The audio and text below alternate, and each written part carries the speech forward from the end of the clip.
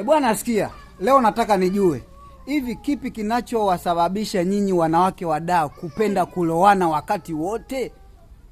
Hivi kuna siri gani nzito watoto wa Dar es Salaam wanawake, sio watoto wa 2000, sio watoto wa 90? Leo nataka mniambie shida ni nini mpaka mnapenda kulowana. Niko na mwanadada hapa. Hebu niambie kwa nini mnapenda kulowanishwa sana?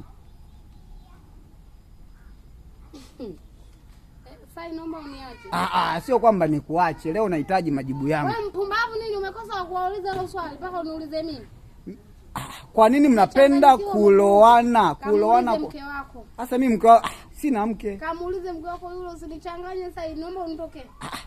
Bwana, huyu mdada hataki kuniambia sababu inaowafanya wao waloane muda wote. Hebu wewe kama unayenisikiliza, hebu naomba tufanye debate moja. Kwa nini watoto wa Dar es Salaam wa mkoa wa Dar, kwa nini mnapenda sana kulowana? Hii tabia jamani inanikera. Mbona wa mkoa hauna adabu? Ngoja mimi nichambe. Ngoja mimi nichambe niwaambie kabisa, wale mnaopenda kubaruzwa jamani, wadada wa 2000, wa 90, muache hiyo tabia. Mishangazi minini jamani, mpaka basi mnanikera.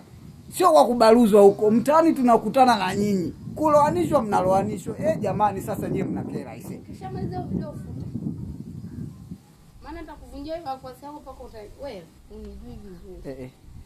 Bwana, mimi ndo naondoka hivi. Huyu dada ameshindwa kuniambia kwa nini anapenda kuloana na kuloanishwa muda wote. Sio yeye analoanishwa, hapana. Yeye hapendi, ila tu kuna watu wanapenda kuloanishwa. Usinichanganye. Bwana, mzee wa vichwa vibovu hapa ananunua kama kawaida, kama dawa. Nilikuwa naulizwa tu kwamba kwa nini watoto wengi wa Dar es Salaam mnapenda sana kuloanishwa. Kwa niaba ni wewe hapo, maana mimi roho sasa imeniuma. Kila siku nakutana na wewe kwenye vichochoro mama. Shida ni nini unaloanishwa muda wote? Mimi kichwa kiko overless kabisa. Hala.